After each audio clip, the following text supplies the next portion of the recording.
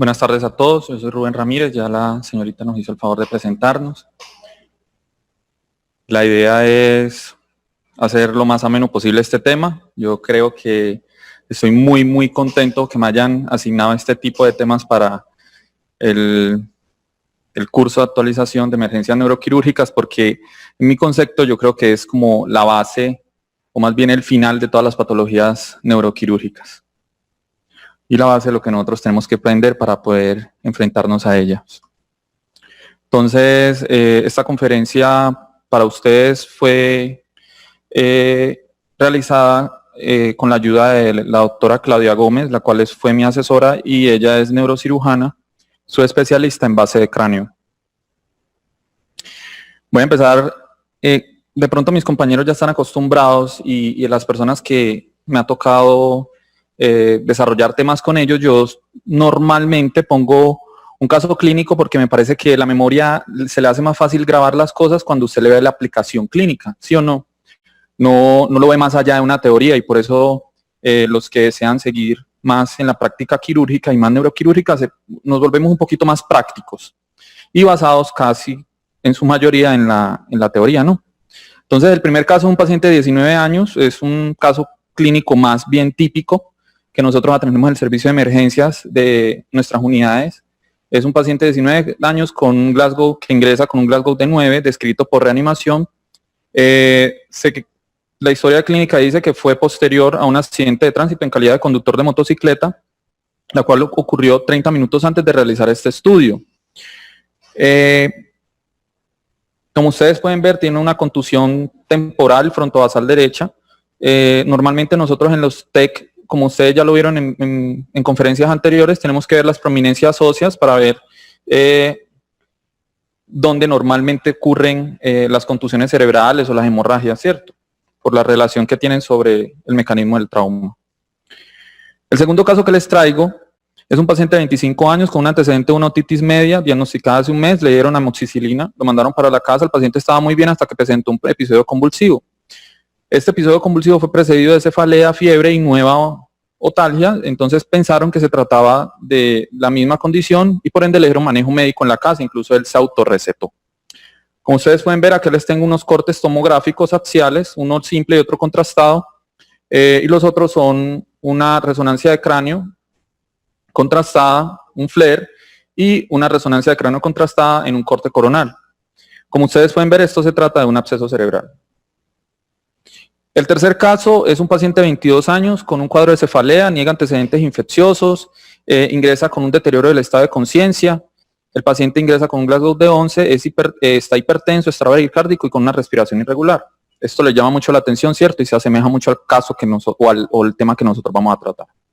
Pues básicamente lo que ustedes ven aquí es una dilatación y un abalonamiento de los ventrículos laterales. También los recesos se encuentran abalonados a nivel del tercer ventrículo y el tallo aparentemente se encuentra como desplazado hacia inferior, y también tenemos como un cuarto ventrículo totalmente aislado de la circulación. Pareciera que por aquí no pasara el flujo, ¿cierto? Entonces aquí tenemos una estenosis acueductal, probablemente nos falta la resonancia, pero esto es lo que nosotros nos vemos enfrentado diario en el servicio de urgencia, ¿cierto? Imágenes solamente. O en el servicio de urgencias, yo creo mucho en la tomografía. Me parece que es algo que le define a uno casi todo en urgencias. El otro caso que les traigo es un paciente de 49 años con antecedente de hipertensión, diabetes, dislipidemia, obeso. No dista mucho de lo que nos encontramos frecuentemente en nuestras clínicas, y más cuando estamos enfrentándonos a un servicio de medicina interna, ¿cierto? O unos servicios de alto nivel de complejidad que se cargan de este tipo de pacientes. Y lo que nosotros logramos ver acá es que en esta tomografía hay un corte axial y en ella empezamos a ver como unas hipodensidades que se conservan en el hemisferio cerebral izquierdo, ¿cierto? Frontal, parietal, y como ciertas que se va hasta muy atrás. Este paciente lo que presentó fue un accidente cerebrovascular, y con los signos tomográficos que tiene, probablemente este paciente vaya a ser llevado o vaya a generar una hipertensión endocraniana y vaya a ser llevado a una craneectomía descompresiva, porque cumple como que los criterios, ¿cierto? Solo falta el tiempo. El quinto caso es una paciente de 54 años con una hemorragia subaracnoidea. Esto también es frecuente para nosotros, como ustedes pueden ver la distribución en las cisternas de la base de la hemorragia, ¿cierto? Una tomografía simple. Pero ¿por qué les traigo todos estos casos? Porque básicamente el final de todas las patologías que pueden llevar a la muerte está aquí, en la hipertensión endocraniana.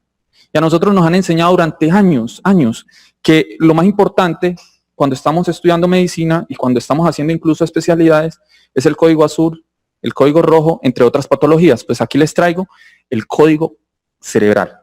Y el código cerebral, más allá de él, no hay nada, está la muerte. Entonces nosotros tenemos que saber cómo enfrentarnos a él y básicamente tenemos que salir victoriosos frente a esa situación, problema que se nos presenta. Pues esto no viene de ahora. Básicamente la causa de muerte de todas las patologías neuroquirúrgicas fue descrita en un primer momento en los papiros pues, egipcios de Evers y X. O sea, hay muchas descripciones de ellos, pero hay dos autores que se encargaron como de dar una explicación lógica de esto. Dijeron que el cerebro más o menos tiene un volumen de 1700 centímetros cúbicos, ¿cierto? A partir de este volumen de 1700 centímetros cúbicos tenemos un volumen cerebral que más o menos es el 80%, o un volumen encefálico para llamarlo mejor, que es el 80%. El otro volumen es un volumen sanguíneo, el 6%, y el otro volumen es un volumen de líquido cefalorraquídeo, que es el 11%. Se preguntarán por qué dice esta distribución como anormal del 6% por encima del 11%, y es básicamente porque esta es la distribución que se toma cuando se empiezan a redistribuir los volúmenes, ¿cierto? Lo primero que reimprimimos es el líquido cefalorraquídeo, luego empiezan a descompensarse la parte vascular y por último, y no menos importante, el encéfalo. Eso lo dijo una doctrina de Monroe Kelly que dice que cualquier unidad que genere un espacio adicional, una masa, un hematoma o cualquier tipo de patología, pus, genera unos cambios morfológicos en el resto de los volúmenes. Entonces, basados en esta doctrina, nosotros podemos decir que hay mecanismos por medio de los cuales nosotros podemos medir cómo se comportan los volúmenes intracraneales y así definir, a partir de una presión intracraneal, nosotros podemos decir más o menos cómo se va a comportar el cerebro y cómo va a responder a él con sus mecanismos de defensa, ¿sí o no? La presión intracraneal, y aquí creo que va a ser una controversia y que ya no es controversia porque todos lo aceptamos así y no sabemos el por qué. Normalmente la presión intracraneal se considera que es de 5 a 15 milímetros de mercurio. Se dice que de 15 a 20 es una zona gris, y es una zona gris porque no se tratan los pacientes, sin embargo, no consideramos que haya un efecto lesivo sobre el cerebro, pero sí consideramos que es un riesgo tenerlo en este nivel, pero no se indica tratamiento, ¿cierto? ¿Por qué nos importa tanto la PIC? Pues básicamente la PIC hace referencia, y normalmente la tenemos que tener entre 5 y 10, es la presión venosa yugular. En la presión venosa yugular tiene que estar entre este lapso 5 y 10. En los adultos toleramos hasta 5 y 15. En los niños somos un poco menos laxos, entre 5 y 10, 5 y 9, depende del autor. Sin embargo, para entenderlo de una manera fisiológica, tenemos que tener en cuenta este concepto. El concepto es que nosotros podemos tolerar ciertos cambios de la PIC hasta cierto punto que nuestros mecanismos de defensa, la redistribución del líquido cefalorraquídeo, la disminución del flujo sanguíneo cerebral, lo toleren. Cuando hay una pobre compensación, porque cada uno de estos mecanismos fueron agotados o porque el cerebro es poco distendible, por ejemplo, en las personas adultas o en los niños que tienen ciertas capacidades totalmente diferentes, pues empieza un punto crítico en el que la PIC puede ser lesivo para el encéfalo.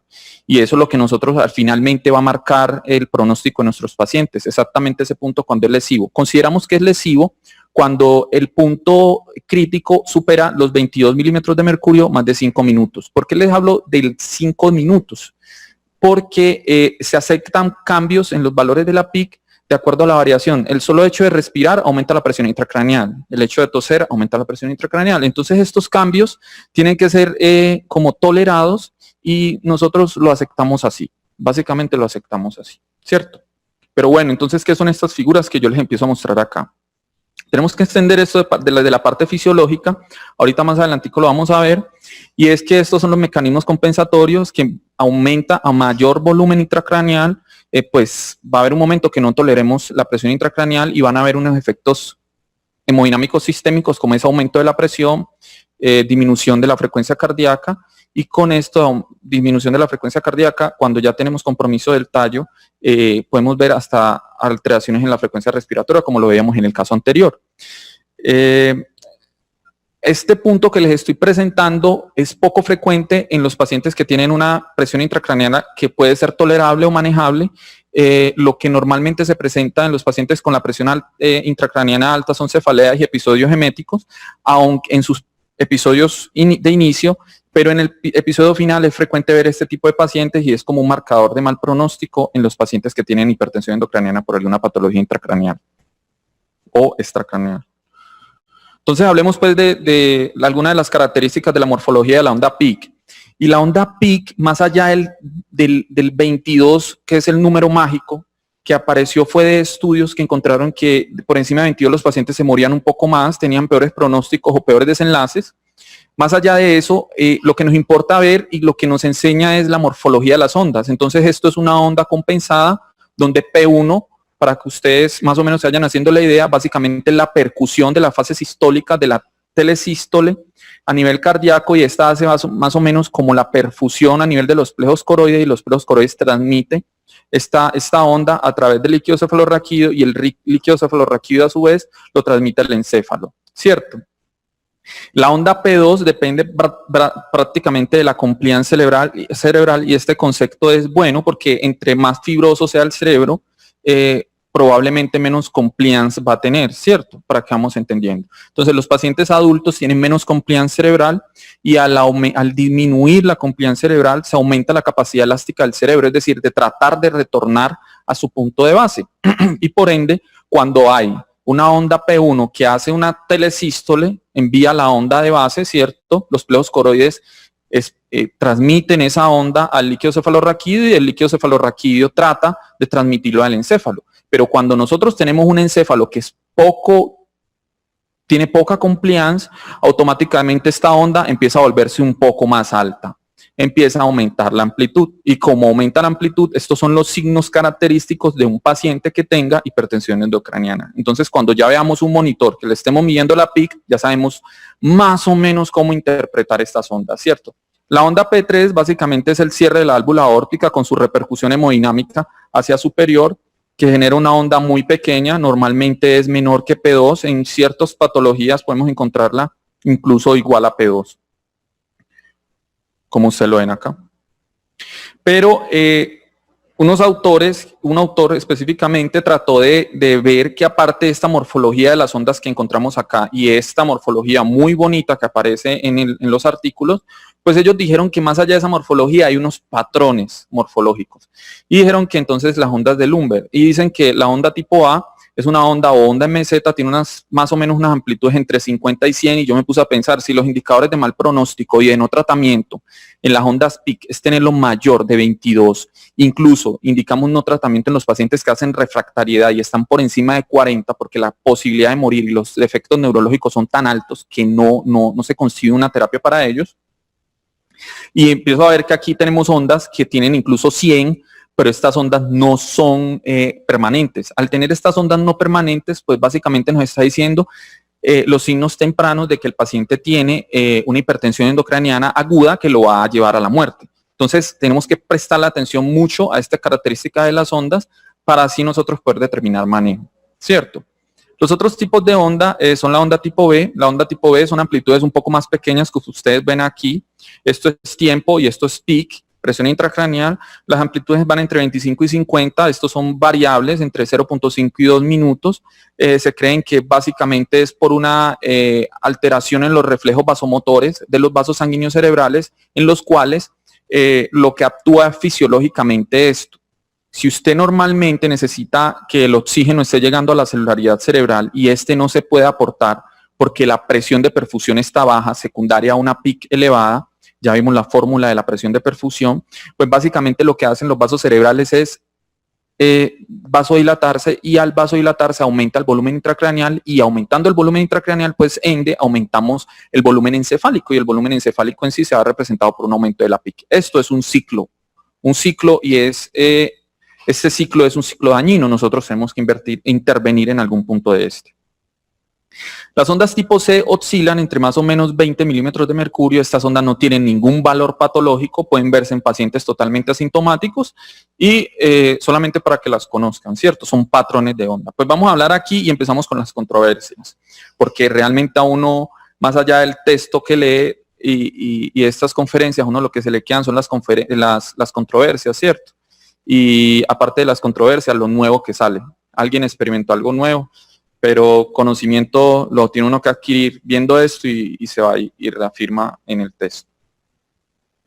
Los dispositivos de medición que tenemos para la presión intracraneana, empezamos con esto y vamos a adelantarnos. Los dispositivos que tenemos son, el primero y el gold estándar son el catéter intraventricular. ¿Y por qué es el catéter intraventricular el gold estándar? Porque a más de medirnos la presión intracraneana, la técnica no es difícil, tiene un bajo porcentaje de hemorragias intracraneales intraventriculares, el porcentaje es de 1%, el porcentaje de infecciones sí es significativo con respecto a los otros dispositivos, el porcentaje de infecciones puede llegar incluso al 8%, no directamente relacionado con el dispositivo de presión intracraneal, sino directamente relacionado con con el catéter de derivación externa. Esto básicamente es un catéter que entra a través del cráneo y va y canaliza uno de los ventrículos laterales que normalmente se encuentran, si es hidrocefalia, abalonados, o sea, grandecitos, la técnica no es difícil, o si se encuentran con hipertensión por un edema cerebral, va a ser un poquito más complejo la técnica y tenemos que ser un poco más precisos, ¿cierto? A esto le anexamos un sistema de drenaje. El sistema de drenaje lo van a conocer posteriormente cuando hablen de hidrocefalia. Perdón, ya lo vieron. Y este sistema de drenaje nos va a permitir también hacerle manejo a la patología intracraneal. El otro dispositivo que tenemos son los dispositivos intraparenquimatosos. Ustedes lo ven aquí. Básicamente es un catéter en el parénquima cerebral. Hay un problema y es que la localización, y es básicamente porque se cree que la PIC es diferente aquí en el hemisferio derecho, es diferente en el hemisferio izquierdo, es diferente en la fosa posterior. Y básicamente la diferencia la va a hacer es porque esto se encuentra compartimentalizado, y se encuentra compartimentalizado por unas membranas que son la dura madre, ¿cierto? Estas membranas que generan la compartimentalización, pues básicamente nos dice, y algunos autores han medido la presión intracraneana y dicen que en el sitio donde está la lesión, la presión se comporta diferente al sitio donde no se está midiendo. Es decir, si yo lo estoy midiendo en el hemisferio derecho y tenemos un hematoma en el hemisferio izquierdo, pues básicamente ellos dicen que vamos a tener una mayor presión intracraneana en el hemisferio izquierdo que en el derecho. Eso o en la fosa posterior o supratentorial, ¿cierto? Ese es un problema. Cada uno de estos catéteres y cada uno de estos sistemas de medición tiene su indicación clara. Por ejemplo, uno de los que se ha estudiado con mayor proporción son los catéteres epidurales en los pacientes que tienen falla hepática fulminante, en aquellos que tienen edema cerebral o encefalopatía hepática, ¿cierto? Y se prefieren epidurales porque el rango de sangrado es poco, es realmente poco, al hacerlo a este nivel. La técnica no es difícil y si somos cuidadosos lo vamos a lograr hacer fácilmente. El otro catéter es el subaracnoideo. A nosotros nos llaman frecuentemente a ponerlos en las UCIs, en las unidades de cuidados intensivos. Es un tornillo. Lo que hacemos es hacer un pequeño foramen a nivel del cráneo y a través de él pasamos un sistema, que es un tornillito, atornillamos y a través del tornillo metemos un catéter subaracnoideo. Eso no es muy complejo. Más allá de la localización y de la aplicación, nosotros tenemos que tener claro es la indicación. O sea, el poner este sistema no es difícil técnicamente, sin embargo, las indicaciones sí son muy, muy precisas y la gran mayoría de las indicaciones las hemos tomado de los traumas craneoencefálicos. Ustedes van a encontrar textos que les dicen que hay indicación porque el paciente tuvo un trauma craneoencefálico, tiene Glasgow 14 y tiene un hematoma intracraneal. Pero yo les traigo lo que más se ha estudiado y la mejor evidencia hasta el momento, que dicen y generalmente lo extrapolamos a las otras patologías. El trauma craneoencefálico con un Glasgow entre 3 y 8, que además tiene una de estas dos condiciones.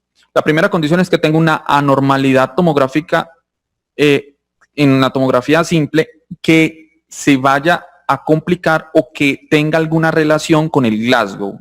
Es decir, si nosotros tenemos un paciente con un Glasgow 8, y no vemos ninguna anormalidad tomográfica o vemos una anormalidad tomográfica menor, probablemente estemos cursando frente a un evento que es algo que nos está tratando de simular este Glasgow, por ejemplo, intoxicación, concusión, entre otras patologías, o una lesión axonal difusa. Entonces, en estos pacientes no es necesario aplicarles un catéter para medir la PIC. ¿cierto? Sin embargo, si nosotros vemos una tomografía que se encuentra relacionado con la imagen tiene una relación directa con el cuadro clínico, en estos pacientes idealmente deberías ponérsele un catéter PICC. Los otros criterios son que sea mayor de 40 años y tenga entre 3 y 8, que la presión arterial sistólica esté menor de 90, el paciente esté en un choque, o que tenga alguna de las posturas anormales que nos indica el Glasgow, ¿cierto? Lo otro que también ha sido estudiado y son las recomendaciones con mejores soportes, son la encefalopatía hepática, como lo habíamos visto previamente. ¿En quiénes se encuentran indicados? Básicamente los que tienen una encefalopatía hepática grado 3 de 4, una encefalopatía hepática, además una hiponatremia, que es muy frecuente en ellos, y esto es un marcador de mal pronóstico, una encefalopatía más convulsiones o una encefalopatía con anormalidades pupilares, o en los pacientes que van a ser llevados a trasplante.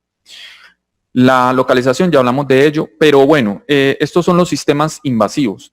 Pero poco a poco la ciencia va avanzando y avanzamos a hacer las cosas menos invasivas posibles. Incluso ahorita usted va a una unidad de cuidados intensivos y lo primero que lo recibe el intensivista es preguntándole o diciéndole que la medición de la vaina del nervio óptico está alterada, tiene edema de la vaina del nervio óptico y el nervio óptico se ve con alguna alteración. Entonces, basado en eso, nosotros tenemos que tomar decisiones. ¿Pero qué es eso realmente? Pues básicamente nosotros tratamos de extrapolar la medición de la vaina del nervio óptico con la presión intracraneana. Entonces, los estudios se han hecho. Ustedes saben que la medición se hace a través del ultrasonido, el ecógrafo, y el ecógrafo tiene una ventaja y a veces una desventaja, que es operador dependiente y está al pie de la cama del paciente, ¿cierto? Entonces la técnica de detección la manejan los personal entrenados, el entrenamiento tiene su nivel, su rango de dificultad.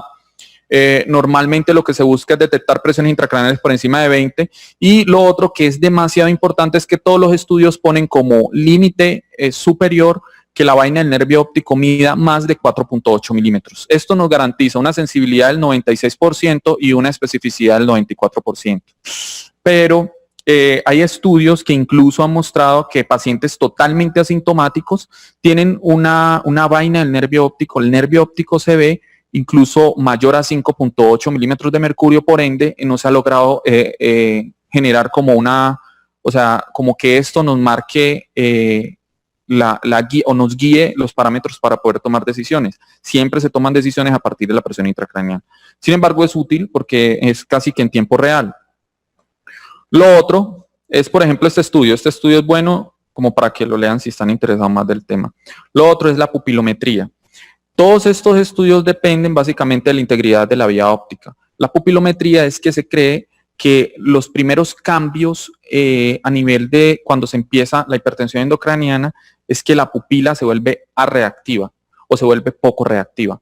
Al tener estas condiciones, pues básicamente se dedicaron a medir a los pacientes que tenían riesgo o no estaban con hipertensión endocraniana, a los que tenían hipertensión endocraniana y evaluaron cuánto era la reactividad de la pupila al estímulo luminoso.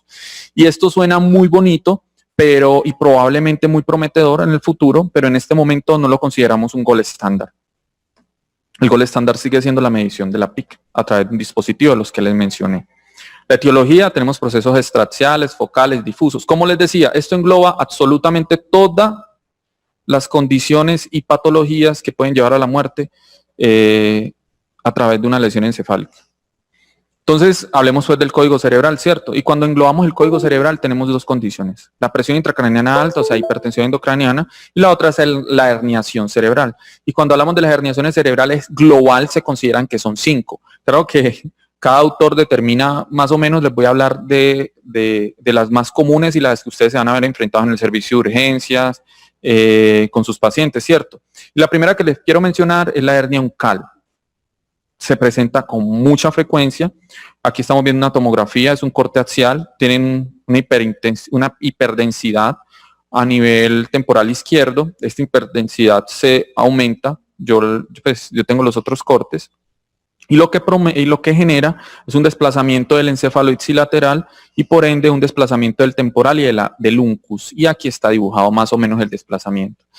Nosotros lo que hacemos es casi que guiarnos a través de las cisternas. Las cisternas son estos pequeños espacios hipodensos que se ven en el encéfalo como este, por ejemplo, que lo que hacen es servir de guía y sirven como unos amortiguadores de líquido cefalorraquídeo. Cuando usted ve que las cisternas del lado se encuentran totalmente colapsadas, quiere decir que en algún punto hay algo que los está comprometiendo, comprimiendo, y estos vierten su contenido de líquido a la cisterna contralateral. Por ejemplo, miren acá. O, por ejemplo, aquí tendríamos que tener el cuerno temporal izquierdo, y el cuerno temporal izquierdo vacía su contenido de líquido cefalorraquídeo y se va hacia el cuerno temporal contralateral.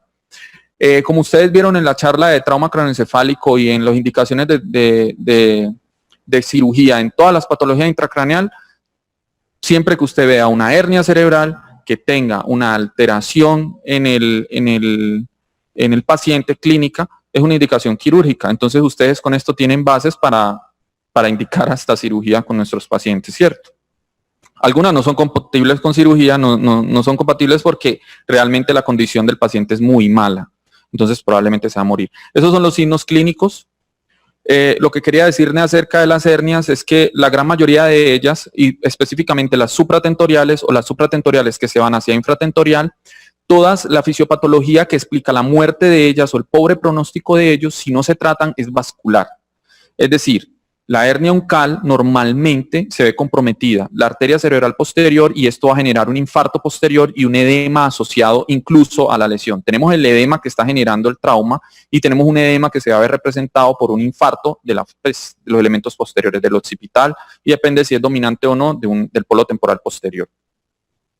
Pero bueno, sigamos. La hernia subfalcina, pues básicamente el evento vascular que se relaciona con ella, si ustedes trazan una línea que va por la hoz del cerebro, ¿cierto? Normalmente esa línea no se debe desplazar más allá de 5 milímetros. Si considera más de 5 milímetros, usted puede estar al frente de una hernia subfalcina. Y lo que nos dice esto es que por aquí van unas pequeñas arterias que tienen la gran importancia que le dan a toda la mitad y el borde medial de los hemisferios, la irrigación, ¿cierto? Entonces, cuando se da esta irrigación, básicamente se pierde la irrigación, pues hay muerte neuronal. Los signos clínicos primarios son miosis, aunque son reactivos. El otro es el dolor de cabeza, y el otro dentro de los signos clínicos de ellos es la parálisis de la pierna contralateral. Me faltó algo en la herniación uncal, que es algo que es muy frecuente preguntado, que es el signo de Kernohan, pero es porque hay una compresión contralateral, porque los signos clínicos no aparecen del mismo lado de la lesión, sino que aparecen contralaterales. Entonces, básicamente es que hay un desplazamiento del tallo, y la parte que normalmente debería estar comprimida no hace la clínica, sino que hace la parte contralateral, ¿cierto? Entonces eso es la manifestación, generalmente se presentan los signos clínicos al otro lado. Es muy bonito el signo, es poco frecuente, sin embargo ustedes lo deben conocer, y para dar una explicación fisiológica y lógica a lo que encuentran en las tomografías. Los otros tipos de herniación son las hernias amigdalinas, y a uno le consultan mucho por esto, sobre todo los pacientes que tienen Chiari y tienen una disminución o un descenso de las amígdalas cerebelosas. Normalmente se considera descenso de las amígdalas cerebelosas por debajo de 5 milímetros. En algunos estudios dicen hasta 10 milímetros para hacerse sintomáticas. De 5 a 10 no lo consideran sintomático, o sea, no dan una explicación a los síntomas que tenga el paciente a partir de ellos. En los niños es un poco más laxo y se considera 7 con clínica, y yo creo que esto se presta para un seminario totalmente diferente. Sin embargo, hablemos de la hipertensión de la fosa posterior. Como ustedes ven acá, esos son los ventrículos laterales, y acá encontramos el cuarto ventrículo que se encuentra totalmente comprimido por un hematoma intracerebeloso, y aparte de eso, miren que el tallo no se tiene una cisterna prepontina, lo que yo les decía. Las cisternas son básicamente la almohada de líquido cefalorraquídeo que nos ayuda a compensar en este caso. Si tenemos una herniación de las amígdalas, esta es la característica clínica de hipertensión, bradicardia, bragnia. Pero vamos un poquito más adelante para que no se nos agote el tiempo. Esta es la hernia transtentorial ascendente. Aparte de esta herniación que se está viendo acá, hay unas hernias que se van hacia superior. La clínica es igual, la clínica es de tallo, y se podría decir que esta es una de las herniaciones que no necesariamente se ve la muerte del paciente o el deterioro neurológico relacionado con la compresión vascular, sino directamente con la compresión del tallo, porque ahí es que tenemos, pues, ustedes ya saben, los núcleos. Pero bueno, vamos a la parte que nos interesa, ¿cierto? Después de la explicación fisiológica, un poquito a grandes rasgos para que nos situemos en lo que vamos a hacer adelante. Entonces, la intervención. A mí me gusta mucho cuando uno le dicen que la intervención tiene que ser en niveles, y más cuando considero que esto sigue siendo un código, no un código azul, no un código rojo, como hay unos protocolos establecidos. Se establecieron unos protocolos para el manejo del código de cerebro. Entonces, iniciemos con el nivel 0. El nivel 0 básicamente se basa en estos 3 puntos: la estabilización de nuestro paciente. Ningún paciente debe evaluarse el Glasgow si no está adecuadamente reanimado. Si se le evalúa el Glasgow previo, es como para usted tener una idea de a qué se está enfrentando, pero usted no lo debe hacer, idealmente pues. Lo otro es realizar una monitorización y lo otro es realizar un diagnóstico adecuado. Entre estos, en el nivel 0, como ya lo han dicho los compañeros, la cabecera debe permanecer y más o menos tiene que permanecer por encima de 30 grados y no más de 45 grados. Les pido que por favor no se pongan a mirar con un ángulo exactamente cuántos grados tenemos. Lo que sí tiene que estar muy claro es que no debe permanecer el paciente por encima de 45 grados, porque la presión de perfusión a nivel cerebral, o sea, la fuerza que debe hacer la presión para poder llegar y perfundir el cerebro, es mayor. Y se ha visto que a estos pacientes les va peor y que la perfusión de estos pacientes a través de unos catéteres que se llaman de microdiálisis, que es básicamente encontrar las sustancias que están circulando en el cerebro, se ve que a estos pacientes les va mucho peor. La presión de perfusión les baja. Lo otro es que es disminuir absolutamente todos los estímulos. La temperatura de estos pacientes tiene que permanecer normal, 36 a 37.4 grados. Se debe garantizar una presión media para que ésta garantice una presión de perfusión. Aquí hay otros parámetros como es la presión venosa central, entre 7 y 11, y lo otro es que la presión de perfusión normalmente debe permanecerse mayor de 60. Hay unos artículos que lo mandan entre 50 y 70 y es allí donde nosotros tenemos que jugar. Lo otro es que aparte de esto, así como en los otros códigos, es muy importante hacerle exámenes a los pacientes. Cuando llegue un paciente con estas condiciones, usted lo que tiene que asegurarle es 2 venas con gran capacidad de flujo y aparte de esto, cuando se le están tomando las venas, pues pídale automáticamente a la enfermera que por favor le colabore y le tome pruebas para el hemoleucograma, la función renal, los tiempos de coagulación, ionograma está bien. ¿Para qué esto? Porque así como nosotros tenemos puntos claves en la hemoglobina, en los pacientes que tienen una miocardiopatía, en los pacientes que tienen infartos, pues acá también. Y es básicamente porque a partir de la hemoglobina nosotros podemos garantizar la perfusión y la adecuada oxigenación de nuestro cerebro. Entonces la hemoglobina en estos pacientes tiene que ser mayor de 8 gramos por decilitro. El sodio sérico se considera que cuando hay una ruptura de la barrera hematoencefálica en nuestros pacientes, el sodio se comporta diferente a como se comporta en los demás sistemas. Por ende, nosotros tenemos que mantener un sodio sérico ideal para estos pacientes por encima de 140 milequivalentes. No es la base de 135 como normalmente nosotros lo consideramos normal. La glicemia debe ser normal y los esteroides y la tomografía los vamos a ver más adelante. Los esteroides ya lo hablaron más o menos, pero ahorita lo vemos un poquito mejor. Las tomografías de cráneo, el estudio imaginológico en estos pacientes debe hacerse después de todo esto, después de la estabilización de nuestros pacientes. Si nosotros llevamos inestable a un paciente a hacerle una tomografía que normalmente se demora entre 5 y 15 minutos, podemos llegar con el paciente en muy malas condiciones, incluso muerto después de hacerle la imagen. Entonces, lo primero es realizarle todo este proceso, todo este manejo, y después de ya tenerlo estable, continuarle el manejo y llevarlo a la tomografía simple. Neurocirugía, a diferencia de otras especialidades, nosotros necesitamos una imagen para poder establecer un manejo de nuestro paciente, ¿cierto? Entonces, controversias. Pues básicamente la presión intracraneal hace parte de un sistema o un sinnúmero de parámetros que nosotros tenemos que evaluar en la monitorización de nuestros pacientes, que se le ha llamado por mucho tiempo monitorización multimodal invasiva. La presión intracraneal sola no cambia el pronóstico de nuestros pacientes. Lo que cambia el pronóstico de nuestros pacientes es cuando hacemos un buen análisis de los parámetros que nos están indicando acá y el otro es que tenga monitorizado el resto del sistema. Entonces, acuérdense, siempre que estabilicemos nuestros pacientes hay que invadirlos y hay que monitorizarlo completamente. Esto es un enfoque escalonado. Después de que pasamos de la primera parte, lo que tenemos que hacer es el nivel 1, ¿sí o no?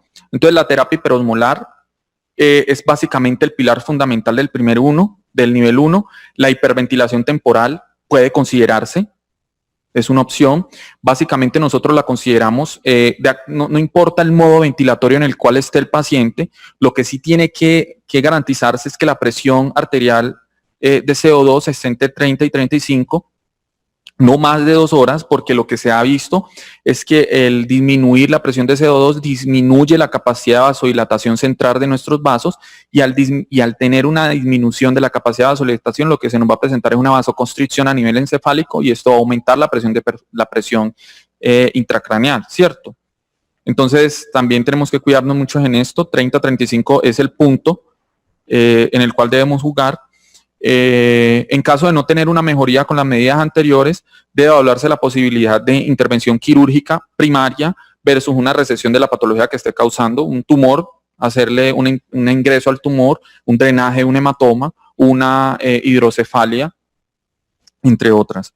Lo otro, aparte de la revalorización de la cirugía, es darle manejo con esteroides, ¿cierto? Entonces, empecemos con las soluciones hiperosmolares. Las soluciones hiperosmolares, les traigo este artículo, fue publicado hace pocas semanas. Y esto básicamente es lo que nos da la guía a cómo vamos a hacer el manejo con las soluciones hiperosmolares. Él se enfoca mucho en esto. Las recomendaciones en neurocirugía, así como en especialidades que están en nuestras manos, en nuestras manos está la vida del paciente, pues nosotros no sacamos recomendaciones con mucha evidencia, porque éticamente no sería posible, ¿cierto? Entonces, basado en la recomendación de experto y en la mejor evidencia hasta ahora, nosotros podemos decir que la solución salina es el agente hiperosmolar o hipertónico de elección en los pacientes con trauma craneoencefálico, con ACV isquémico, con ACV hemorrágico, que tienen indicación del manejo con hipertónico, ¿cierto? No hay beneficio del uso de la solución salina prehospitalaria. Existen estudios, pero ninguno mostró, los mejores estudios, la mejor evidencia, ninguno mostró que el paciente le fuera mejor si lo utilizábamos previo a. Lo otro que marca también el pronóstico de nuestros pacientes es los pacientes que entran en choque. Los pacientes que tienen un choque, normalmente debemos tratarlos con solución salina hipertónica y debemos dejar el manitol para en otra ocasión. Los límites, pues antes se creía que el manitol era que la solución salina hipertónica era por límites. Entonces uno decía, no, el sodio le llegó en 145 y nosotros necesitamos que el sodio esté en 155, 150 mínimo, para así que el paciente vaya mejorando y disminuir el edema cerebral. Pues básicamente esa teoría se abolió. Entonces ahorita no necesitamos un límite ionográfico para poder determinar que el paciente se beneficia o no. Básicamente se le aplica la solución salina hipertónica y se vigila la respuesta. ¿Cada cuánto se puede aplicar? Hay teorías que puede ser por bolo, hay otras que dicen que puede ser en infusión. En este momento, la que mejor tiene evidencia y la que se recomienda es que sea por bolos de 4 a 6 horas, ¿cierto? Estas terapias normalmente las utilizamos como terapias puentes. ¿Terapias puentes para qué? Para que nos dé un poco más de tiempo para realizarle una intervención quirúrgica o para que el edema cerebral vaya disminuyendo, porque la patología aguda, el cerebro va disminuyendo, va eliminando las citocinas relacionadas. El edema cerebral de origen infeccioso es la recomendación con mayor evidencia que tiene el uso de los esteroides. Incluso se dan bolos de esteroides demasiado altos y su mayor evidencia en la meningitis no de neurocirugía es utilizarla en los pacientes que tienen infección por estreptococo neumonía. Hay unas situaciones, sobre todo con la solución salina y el manitol, y es que tienen que ser precavidos, porque aunque la indicación es ponerle solución salina, nosotros sabemos que las soluciones salinas por encima del 3% tienden a no ser buenos agentes cuando usted lo está pasando por vía periférica. Es decir, si usted está en un rural, si usted está en un punto donde usted no puede ponerle un central al paciente, idealmente miremos otra opción de manejo con el manitol, si no tiene ninguna contraindicación como insuficiencia renal, entre otros. Es decir, contextualicemos dónde nos encontramos y contextualicemos el paciente. O sea, aunque la recomendación sea solución salina, miremos a ver si se le puede dar o no manitol o se le puede dar o no solución salina. Las dosis fueron las recomendadas de nuestros compañeros. Lo otro es que en el nivel 2 de evidencia básicamente es un nivel puente. Lo que les tenía por decir es que del nivel 0 al nivel 3, así como va avanzando, es inversamente relacionado con la evidencia actual. Es decir, la evidencia que va del nivel 2 y el nivel 3, del nivel 2 hacia arriba, es baja, se basa en recomendaciones de expertos y así como va avanzando, las posibilidades de sobrevivir de nuestro paciente se vuelven incluso más bajas. Entonces, siendo recomendación de expertos, tienen utilidad, Aquí la solución salina, aparte de lo que les había dicho, que no se basaban en el nivel de ionograma que tenemos en nuestros pacientes, que a propósito debe ser repetido cada 6 horas en promedio, nosotros lo aceptamos repetir cada 12, incluso 24 horas, de acuerdo a la condición de nuestro paciente. Ellos dicen que incluso podemos llegar hasta niveles de 160 milequivalentes litro de solución salina, para así tratar de ayudarnos en la parte del edema cerebral. Lo otro es ajuste de la sedación, tener en cuenta que el dolor, entre otras situaciones, puede aumentar la presión intracraneal, entre otras situaciones como cuál, la convulsión y así, cada una de las indicaciones que tiene, pues aplicarle o no anticonvulsivantes. Se debe considerar un control tomográfico porque probablemente esa imagen del sangrado que tenemos, esa contusión frontal y temporal derecha que vimos en las primeras diapositivas, probablemente creció y eso es lo que no nos está dejando que la presión intracraneana disminuya y considerar una presión intracraneana refractaria. Entonces vamos a la controversia. Pues básicamente le genera esta controversia, es segura la hiperventilación. Ya les había dicho que la hiperventilación tolerada es máximo menor de 2 horas. Normalmente lo llevamos hasta 30-35. En las unidades de cuidados intensivos podemos lograr incluso una hiperventilación teniendo una presión de CO2 de 25 a 30, pero en estos pacientes son estrictamente monitorizados, no más de 2 horas y teniendo el riesgo en que incluso pueden morir a partir de ello. En el nivel 3 es administramos aquellos agentes que disminuyen el metabolismo encefálico, básicamente por un periodo de tiempo que va entre 48 y 72 horas, y la idea con ello es tratar de disminuir la carga metabólica del cerebro y asimismo tratar de que pase el evento agudo causante de la condición y que él empiece a recuperarse por sí mismo. El objetivo para poder garantizar una baja en la presión intracraneal, básicamente llegar a un punto o un trazado electroencefalográfico que se llama supresión estallido, que ustedes los pueden buscar, se me olvidó traerles una imagen de ello, pero ustedes los pueden buscar en Google, y esa supresión estallido básicamente son unos sobresaltos que se dan en el trazado después de un tiempo determinado. Lo otro es generarle la hipotermia leve. En las guías de trauma encefalocraneano la hipotermia no tiene una indicación, sin embargo, en estas guías que les mostré, la hipotermia leve es una medida que puede ayudarnos a disminuir un poco la presión intracraneal. ¿Y cuál es la hipotermia leve? Básicamente con soluciones frías, con hielo en ciertos puntos o bañar a nuestros pacientes. Tenemos que mantener los grados centígrados entre 32 y 34 a nivel central. Esto se ha relacionado en los artículos que mejor tienen hasta un 90% de disminución de la PIC. Sin embargo, el meter en hipotermia a nuestros pacientes puede generarnos una situación que es, por ejemplo, arritmias cardíacas letales, temblores, mialgia, miositis, entre otras. Entonces, aunque la guía lo recomienda, yo creo que tenemos que saber en un punto parar y asimismo poder mejorar condiciones de los pacientes, porque tampoco la idea es que nosotros le demos un manejo al paciente con la idea de sacar una persona que no va a generar, pues, no va a estar en una buena calidad de vida. Estos son más o menos los puntos claves del nivel 3, que son los sedantes, el menor gasto metabólico, que ya lo habíamos hablado. Como conclusiones, es que quiero que se lleven eso en mente, y es algo que de pronto yo no tenía claro, y era que así como existen códigos azules, así como existen códigos rojos, que todos en la medicina los conocemos, hay código cerebral. Y como hay código cerebral, tiene un protocolo establecido, y ese protocolo tenemos que cumplirlo y también tenemos que saber por qué se da.